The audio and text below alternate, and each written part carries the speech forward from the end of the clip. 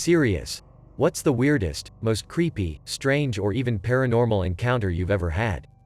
Part 1? Please like and subscribe to support this channel. It was like 2 a.m. and I was riding my motorcycle home from a field party. Now this was in the backwoods of Kentucky, so no streetlights or other traffic. I was watching the sides of the road for deer to pop out, when I saw something running alongside the road. I slowed down a bit thinking it was a deer, but when I got closer, it looked more like a person running on their hands and feet. Real thin too. Didn't have the profile of a deer. Whatever it was pale and on all fours. It was taller than the grass, 2 to 3 feet. I dropped gear and got out of there fast as I could. I was around 18 years old when I moved back to my mother's house for a bit due to a job change. All my stuff was in storage, so I just slept on the living room couch until I got my living situation back in order. My mother lived in a small country house for most of her life. About 3 acres behind us of forest and no neighbors. She has a job that has her on call a lot and working nights, so while I was away from home the house was pretty empty, only for our dog. The first couples of weeks at the house everything was normal. I'd come home from work and watch some TV, get some errands done and fall asleep. Our dog was pretty protective due to the lack of people around the area, so whenever someone would pull in the driveway the same routine would happen. She would growl at the car and bark if someone started walking to the door. One night I was sleeping on the couch while my mom was out at work and woke up to our dog growling at the window. This didn't bother me as it could be an animal or something like that. As I waked out the door the next morning to get in the car I noticed trend marks in the snow on our driveway. I wondered who turns around out here, but it happens. A couple nights pass and I'm in the same situation. Mom is at work and I've fallen asleep with the TV on in the background. I wake up to what seems to be a car door. I quickly turn off the TV and check who has pulled into the driveway. I open the blinds to see a van parked outside the end of the driveway with 2 figures standing outside the van. As I'm peeking past the blinds, I stand there for what seems to be 15 minutes as they stand emotionless. They proceed to get the van and leave. Fast forward to the next night, I stay up to wait and see. Same time, same van and same figures. I start to get mad at this point and run out the door to the front deck and start yelling, "What the fuck are you doing?" Then run and get in a van. I believed this would be the end of that. The next night I stayed up and waited by the window to be safe. The same thing happens all over again. I grab my keys, open the door and start yelling. They then get in the car and speed off. I quickly started my car and followed. They didn't drive quick, slow to be exact. They started to pull over to the side of the road, as did I. I pulled up to the side of the van, and remember looking at a set of 4 eyes of 2 men in the front seat. As I roll down my window they proceed to zip away. At this point I got the plate number and decided to leave it and call the police. Once I called the next day, the plates didn't exist. As of today I have no explanation. I still wonder who the 2 guys were. Why were they dumb enough to come back multiple times if they wanted to rob the house? What was the motive? Bugs the fuck out of me. In my early teens around 14, 15, 16, I used to get terrible nightmares of this young girl in a white dress with black hair standing over me whilst I slept. It was super scary. Anyhow, fast forward a couple of years. Visiting grandma's house going through old photos. Then I see the girl from my dreams. I say, "Grandma, who is that?" Turns out grandma had a sister who died from cancer at the age of 16 and she looked identical to the one from my dream. Dunno if it classifies as paranormal, but it certainly freaked me the fuck out. I hate when I'm late on these, but I actually have something to contribute. When I was 18 or so my buddy and I were out playing tennis late one night by our city's rec center. The courts we were at had lights that normally went off at 11 p.m. We had been playing for a bit when suddenly the lights went out, which was weird, because it was an odd time, something like 10:12. It didn't bother us much or strike us as weird at the time, so we started gathering our things and headed towards the parking lot, which was about 200 feet away and in direct view of the tennis courts. We get about halfway to our cars and he goes, "Shit, I forgot my cell phone," so we turn around and head back to the courts. At that time, as we're about to step onto the courts, his mom pulls up in her car and goes, "D. Grant Schmidt's buddy, where have you been? I've been trying to reach you and the last time I called somebody picked up," and started laughing. I got worried and came up here immediately. At this point we were like, what in the literal fuck is happening? She called his phone again, and with it being dark, we see his phone light up in the middle of the court we were playing on. There's no way his cell phone would be in the middle of the court while we were playing. We checked his phone and he had no incoming calls, but her phone had his number listed as dialed. To this day we have no idea what happened or why it happened, but I'm still creeped out by it. This happened about 5 years ago, probably a few days after my grandfather died. We were at my grandmother's house. It was more of a Frankenstein collection of a small farmhouse with various bits added on for guests. She ran a B&B, and a couple of tenants. And her house was out in the countryside, which for those who aren't familiar with the countryside of New Zealand, is basically just a bit of flat, open fields with thin wire fences and bordered by hedges or trees. Anyway, my parents wanted to discuss something in private and both my brother and I were sent out for a small walk. We walked down to the end of her garden and along a very narrow path between an open field filled with nothing and a shed and a rental property on the other side. I look to my right inside the rental property and through the bushes, I see no one home. No car in the driveway and no signs of life. We continue and come out onto the shared gravel driveway that a couple of other properties down the back of the property use. We walk down the road and my grandmother's 2 cats suddenly appear and join us for a walk. However, about halfway between the rental and the cattle stop at the bottom of the road, the cats sit down and refuse to move. So we just shrug it off and continue walking. We get down to the cattle stop and suddenly I am overcome with the worst ever feeling of dread. It felt like something was watching us and that if I so much as put one foot on the cattle stop, something horrifying would happen. I froze for a few seconds because I was scared shitless. I turned to my brother and said, "We should go now," so we walked back. We get back to my grandmother's place and not long after we sit down in the large sitting room where the family are, there was this horrible scream, like a woman being murdered. It sounded like it came from right next door at the rental property. The talking stopped. No one said a thing. Eventually they started talking again. I asked if anyone heard the screaming. Everyone said yes and Mum said it was a banshee, so I thought nothing more. I brought it up a couple of months ago and both my brother and Mum think that I'm making things up. I honestly don't know what to say. When I was about 12 or 13, I lived in a 2-story house on a corner lot at the front of the neighborhood. You could see the entrance of my neighborhood from my bedroom window. I was staring blankly out of it once with the window open and the screen on, and I notice a really tall, bald guy walking in the middle of the road at the entrance of the neighborhood. He's walking really slowly, and the cars driving by didn't seem to notice him.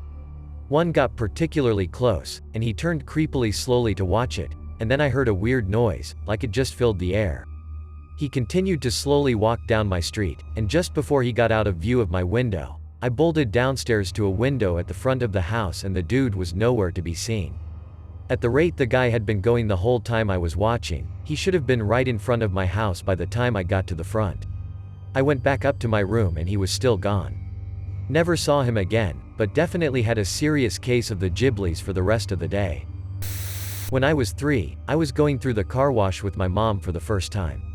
It so happened to be the middle of winter in Minnesota, but I'm not sure my tiny brain made any connection between water and below freezing temperatures and ice, but who knows. Anyways, before we enter I was asking my mom a ton of questions like any kid would, including, "Mom, what happens if the door of the car wash comes down on the car?" She reassured me that she had been through tons of car washes and how that had never happened before. So we went through the car wash. Afterward, as we are exiting the car wash, the wheels spin out with the very front of the car outside of the building and sure enough, the door comes down onto the front of the vehicle.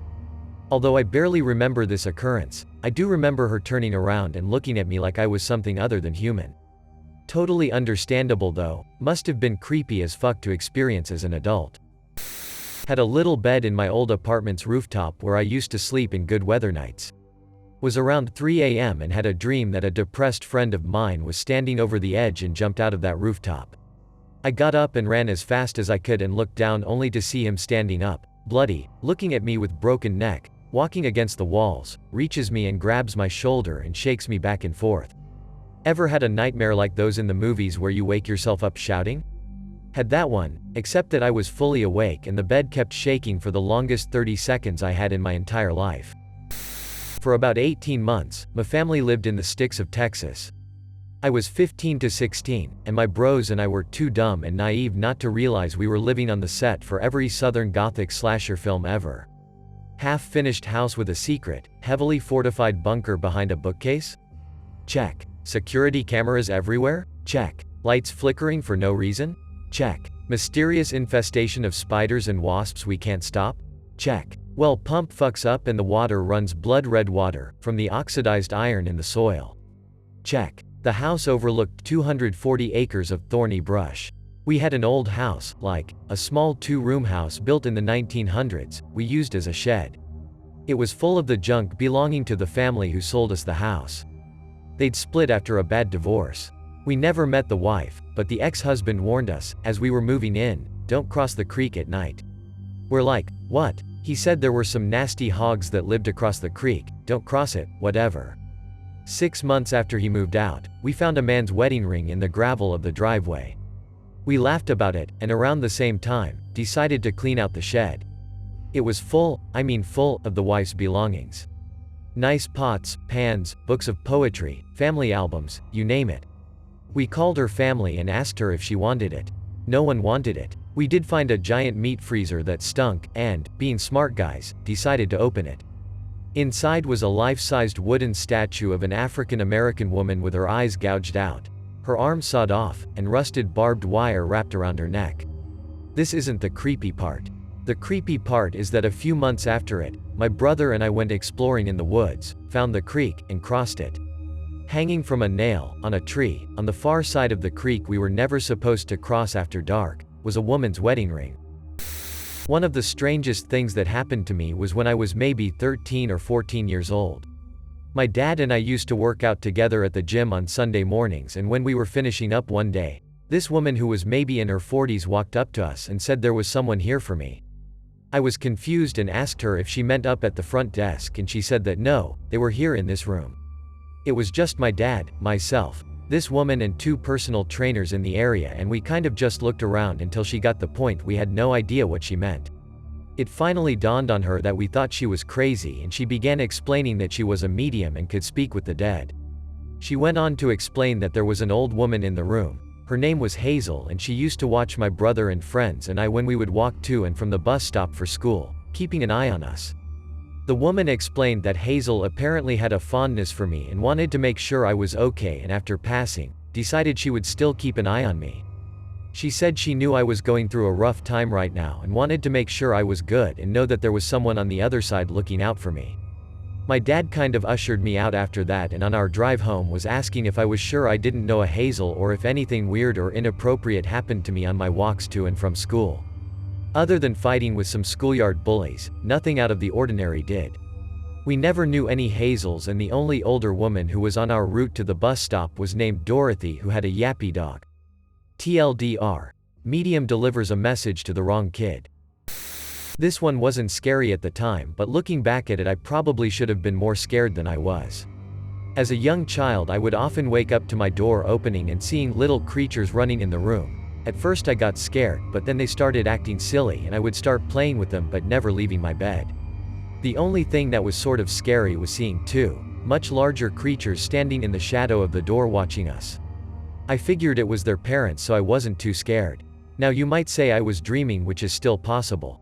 But as a kid I shared a room with my older sister who remembers the same thing, except she was a lot more scared of the big ones than I was. Not my story, my dad's. When he was a teenager, he and his friends snuck into an old graveyard by one of their grandmother's houses. While they were walking around, they found a gravestone belonging to a guy who had the same full name as my dad. Weird enough, because they lived in a relatively small suburb in Massachusetts at the time. Worse, this guy died on my father's birthday. So, of course, my dad's friends started hyping it up, saying the ghost of this old guy was inhabiting my dad's body, yada yada.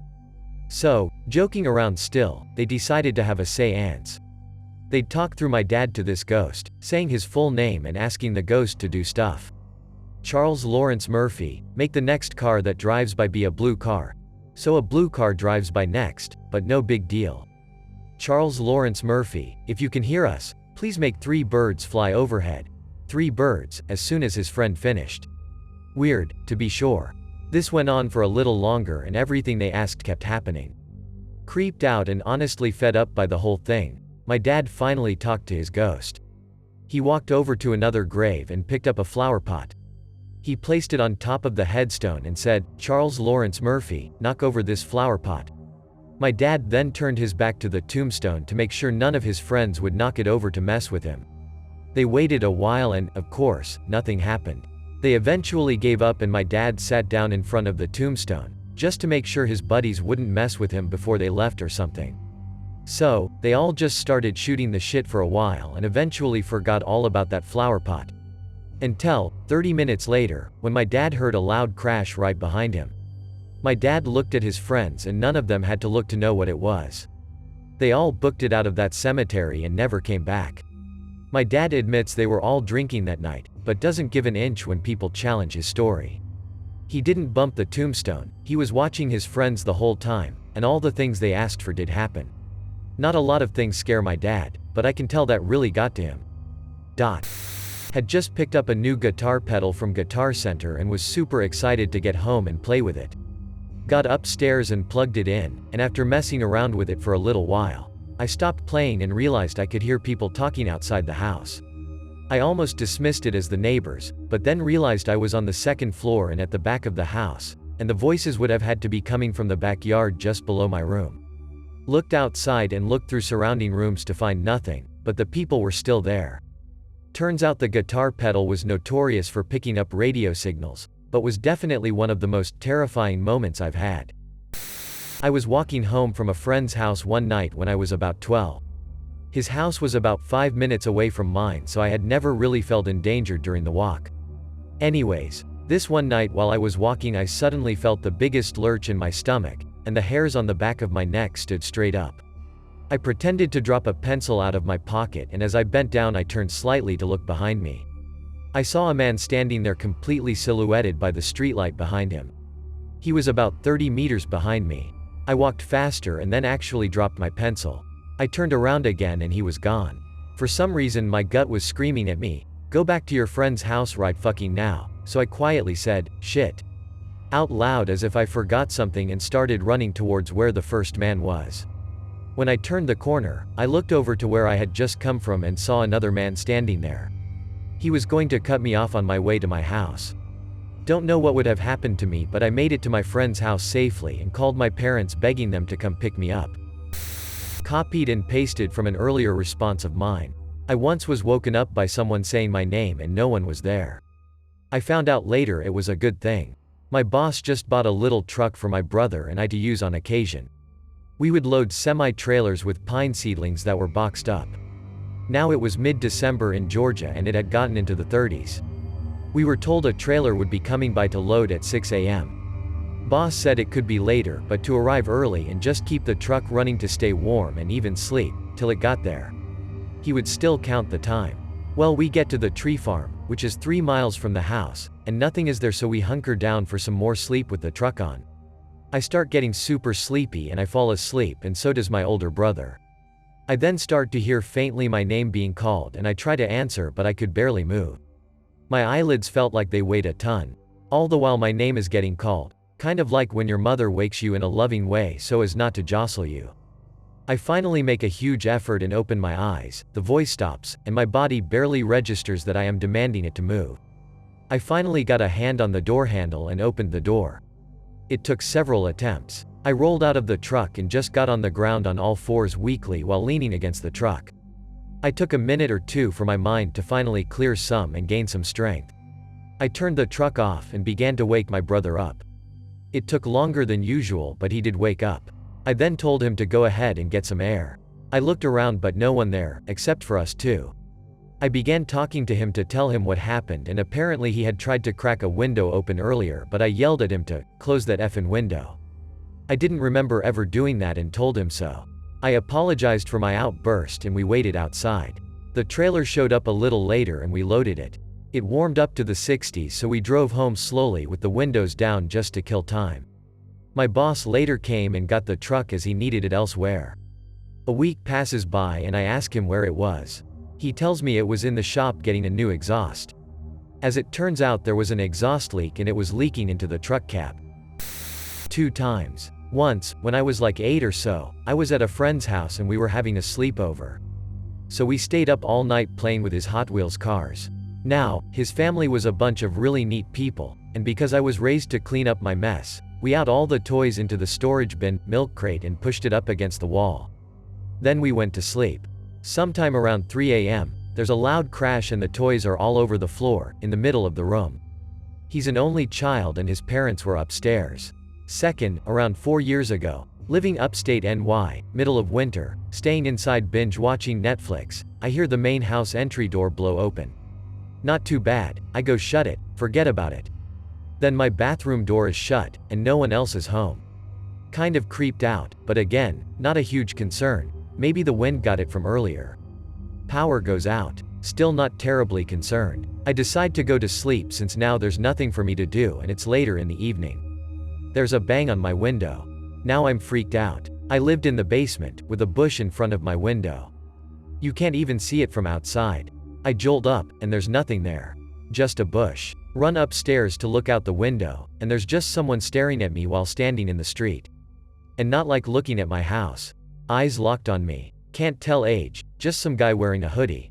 Dead bolted the doors, and ran like a little kid scared of the dark and sprinted underneath my blankets. Called my roommates to get back from wherever the fuck they were, and nothing ever happened like that again.